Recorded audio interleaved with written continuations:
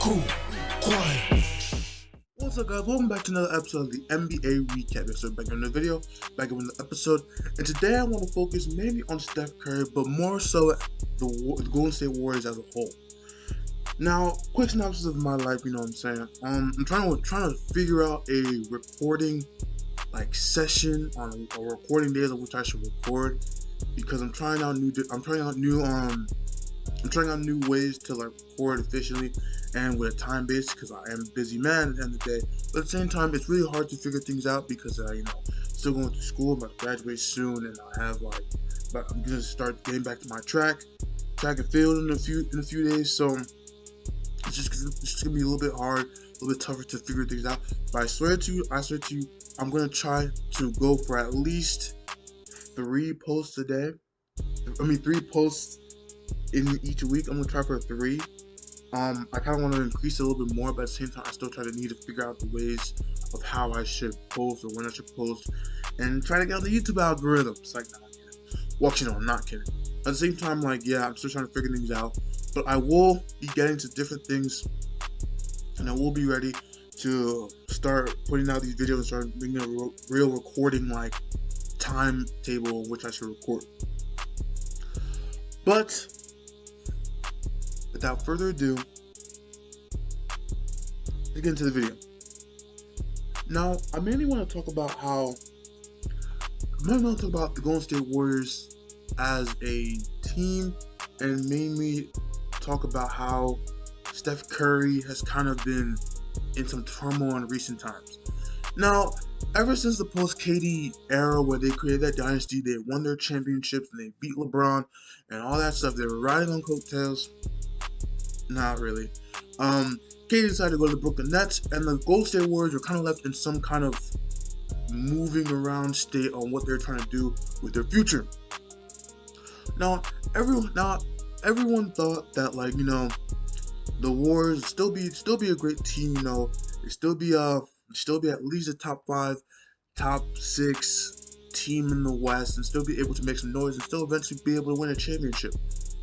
But Klay Thompson obviously went down with an injury in the finals, so that dream was kind of dead at that point. So we're talking about the season before this one last season, where they were in they were the worst team in the NBA. Steph Curry played about 5 games. Also with the acquisition of D'Angelo Russell, and things just weren't going the right way. They were winning. In the 5 games that Steph Curry played, he only was not really very good in those 5 games. Obviously, he went down with an injury. So at the same time, it was kind of tough for the Warriors to try to adjust without him, especially with their new acquisition of D'Angelo Russell at the time. But then at that point, they figured that it was not really necessary to have both Steph, Klay, and D'Angelo Russell in the near future. So they decided to trade D'Angelo Russell to the Minnesota Timberwolves for Andrew Wiggins and some picks. So the Warriors were able to grab Andrew Wiggins and also create some type of way to keep them stable throughout the season. Obviously, it did not work out because also Draymond was not really much in the lineup because he probably didn't want to play without Steph Curry, and it'd probably be hard to adjust to the new terms of new things with their team kind of dying down in the last season.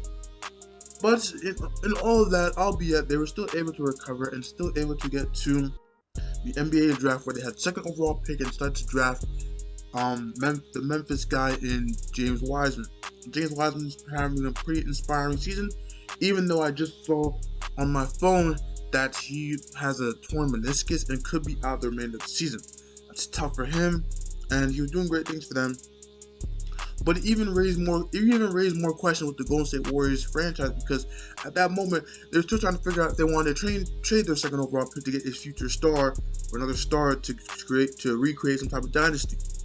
At the same time, that didn't pan out. They decided to keep the rookie in James Wiseman, try to develop him, and try to also win a championship.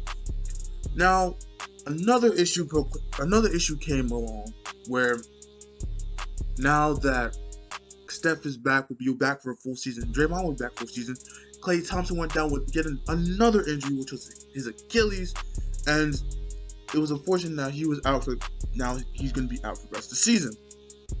without the Warriors with some desperate moves that they had to take. So they decided to grab guys in Kelly Oubre, Brad Wanamaker, bring up Jordan Poole from the G League, and try to get back into their status of trying to make the playoffs. Now this season for them has been kind of up and down because, especially, we'll talk about the first part of the season. The first part of the season, they were absolute doggy booty water. They were not really that good. They were trying to make them new rotations, trying to also invert the same offense that they had with KD and Klay, and try to put with this new group, which is not really working because you only got to pretty much do that offense with Draymond Green, and obviously he cannot do it by himself. So at the same time, they're trying to adjust and get back into the groove of things, while also Steph Curry being their catalyst. At the same time, that was not working very well. But during the season, of course, the season and the things that were going on, they were still trying to adjust to the new offenses. Now, obviously, guys like Andrew Wiggins, guys like Kelly Oubre were not very good to start off the season, but obviously progressed to, I believe Kelly Oubre was like 4% from 3 at one point. Jeez. But obviously he progressed and got better throughout the season, and now they were able to be at a relatively good 500 below, 1 game below 500, 1 game above 500 type of team. Now, things are starting to become more apparent, and as teams are starting to figure out the Warriors now as a unit, things are going a little bit away for them. Now, it just seems that this season that if Steph Curry does not drop at least 40 points, or at least 30-something points, this team will not win a single game. Draymond Green is still going to be Draymond Green, giving you 6 points with 10 assists and 11 rebounds, but at the same time, that will also not be enough. So it got me to think that this team is not very well constructed around Steph Curry as much as they tried to, because it's just not working. And it leads me to believe that, will Klay Thompson really be the answer for this team coming back to try to win a championship? And at the same time, I believe, I don't really know the stats of it, but they do have one of Minnesota's top 3 picks, something like that. I don't know if that's true, but they could make a way to. They could have a way to trade for like a big star. I don't know if they want to, and especially now with Steph Curry getting older and older, and his ability to shoot the ball will steadily wane in the next 2 or 3 years because he's just getting that much older. So it's gonna be hard to really figure out how to build around Steph Curry, and who's currently still in his prime. But at the same time, the Warriors, where they are with, in my opinion, I don't think Klay Thompson will be the answer for the Warriors to be back to where they were. Now, obviously, we know that we know both the resumes, and both probably one of the greatest backcourts ever exists, greatest shooting backcourts ever exists, and guys that are able to do these things are pretty insane, especially with the greatest shooter of all time is Steph Curry, and Klay Thompson being probably top 4 greatest shooter of all time, and being able to adjust their new roles without Kevin Durant. Now, obviously, it's going to be a little bit difficult, especially with the team built around them, but we don't know exactly what the direction of this team is going to be, because the futures of these guys are just getting that much older and just getting that much waner. So at the same time, they could be, but the issue with them, especially this season, was they're trying to progress James Wiseman, trying to build him up to be a star while trying to win a championship, which is kind of weird because that's really people don't really do that as much, but at the same time, they're still trying to not do that. Like the Warriors do the impossible. Now at the same time, people have obviously been doing the same thing, trying to triple team Steph Curry. You know, that's kind of the way to win against the Warriors nowadays. Either got to double team or triple team Steph Curry, try not to let him get open for a 3. Now, obviously, it's not going to stop Steph Curry, but at the same time, it's still going to make him have 2 for 11 games like he did earlier this season, or 114 games like he does have sometimes this season. But at the same time, it's going to be tough to really figure out where the direction of this team is going to go, because we don't know exactly how they're going to adjust, even with Klay Thompson coming back. Like I said before, in my opinion, this team is not very good, even with Klay Thompson in the lineup. So, especially with all the new teams that are coming up, you know, the Lakers, the Clippers, the Nuggets who are coming up, the Blazers, every team has gotten better in the Western Conference. I think the Warriors need to understand that, while also trying to obviously build up James Wiseman as your guy, also trying to maybe look into trade options to get another 3rd star, maybe, or a 2nd star, or maybe even think about trading Klay Thompson. I know that's kind of reckless, but at the same time, you don't really have many options nowadays because every team is just getting that much better. Especially now, winning a championship will be even that much harder because now you have the trio in Brooklyn trying to win a championship. So it's really going to be hard to figure out how teams will adjust.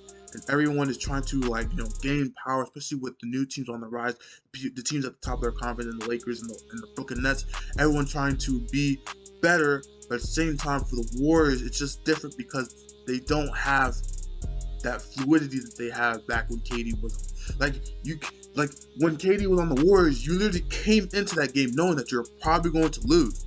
And now at this point, they're kind of one of the laughing stocks of the NBA. They don't really know what they're doing, and sometimes it's kind of really tough to win a game without Steph Curry going off 40 points.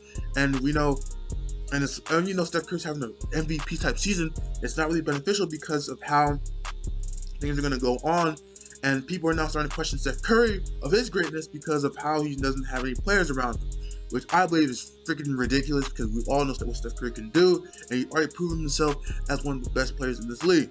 But at the same time, people will doubt that because obviously they're not winning as many games, and they keep going on these up and down streaks where they'll win 6 games but also lose 8 games.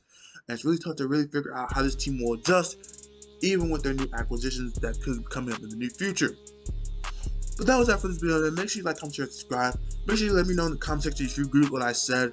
If you agree, if you think that anything could fix the Warriors in the coming futures, and if Steph Curry's legacy will be tarnished after the next couple seasons if they don't win. But yeah, as always, we out. Peace. Why do they get up and leave? Tell you they love you, then get up and leave. I show the loyalty.